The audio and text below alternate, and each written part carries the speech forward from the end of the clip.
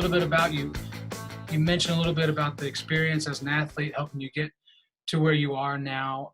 I also feel like it's important when I talk to alums. I feel bad I don't bring it up enough on the interview, but when we talk before or after the interview, they mention the closeness they still have with the people that they went to school with the coaching staff that's still here at Lynchburg, or even if they moved on.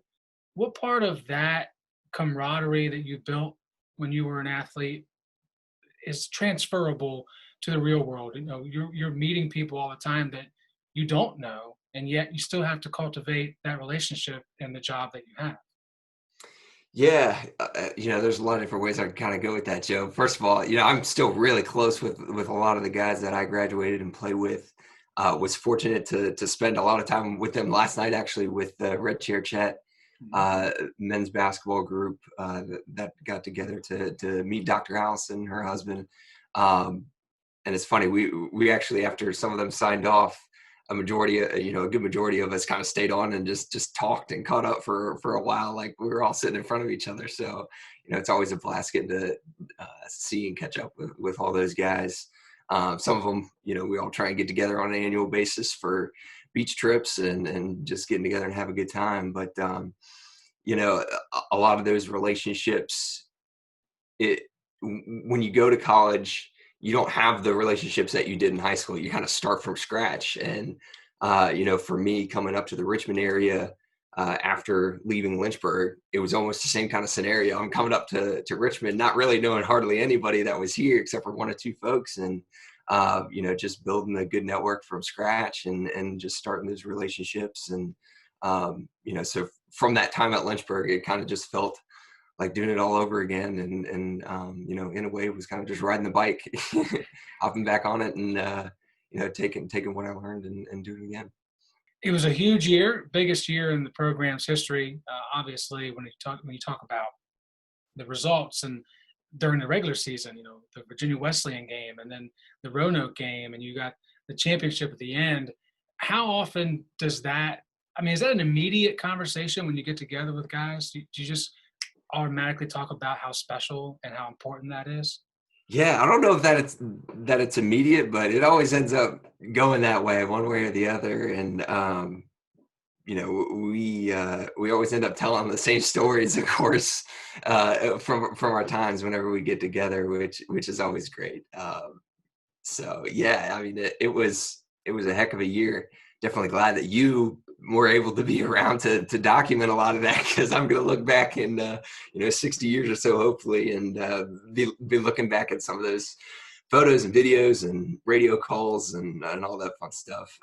Just really appreciating that you were along for the ride to document it for us. So yeah, it was a crazy year. It was one that a lot of us had been looking forward to for a few years. I know personally it was huge for me, but I know it was huge for our team and our program too. Because I remember you talking about the mindset going into it, because I didn't really have much of a preconceived notion. And you told me later on that there was a very serious thought among the staff and among the players that was the year, right? Like everything, you guys have been so close for the last 2 or 3 years. This was the time to get it done.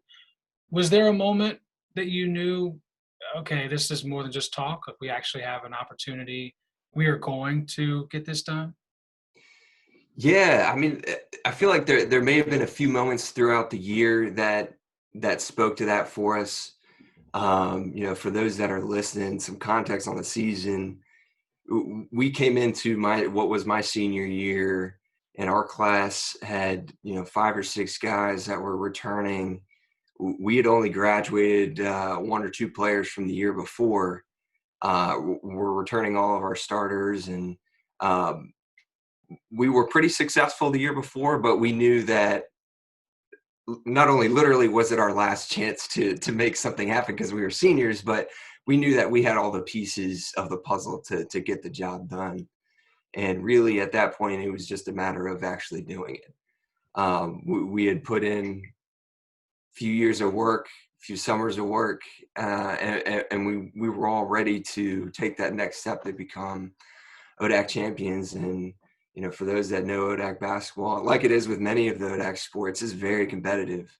And, you know, you got to show up every night to be able to win, and you got to be sharp, and you got to battle, because some of those games are going to be close, even against teams that probably, you know, on paper might not line up with you.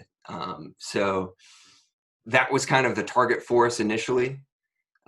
We knew that the ODAC tournament was at the end of the year, but, you know, what can we do before then to prove to ourselves that we're on the way?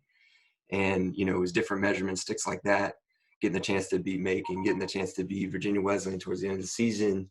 And then going into the tournament, I think it was hard for us mentally because we hadn't gotten past the ODAC quarterfinals. 3 years in a row, you know, we're losing the first round, not being able to go any further. So the biggest game for us, I feel like, of the ODAC tournament was the very first one that we had.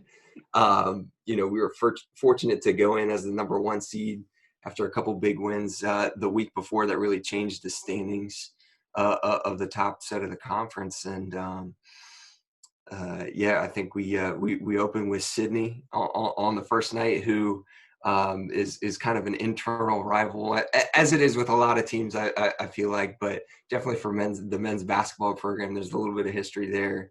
And we knew that we needed to win that game to really, what we said we just need to get the monkey off the back, get past the quarterfinals. And we came out firing all cylinders. And after winning that game, I think that was when we really knew, it's like, oh crap, like, guys, we could do this.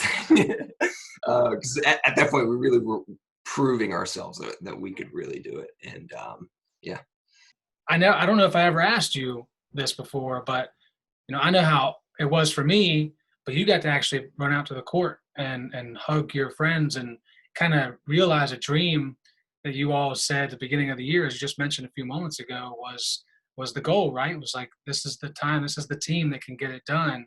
What was it like, man? Take us through your perspective of when the clock hits 0 and you guys have more points than the other.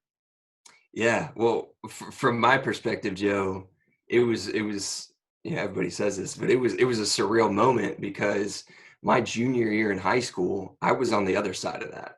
We lost at the buzzer my junior year in the state championship. And so I had felt that pain of losing at the buzzer. And so when I was on the other side of the equation my senior year at Lynchburg, it was just insane.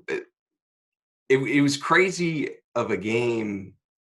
First of all, because it's Randolph, you know, crosstown opponent. We always played each other close, no matter kind of where we stood on the year.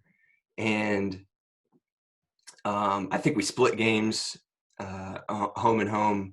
They won, we won during the year. So going into that game, we both knew that we could win. And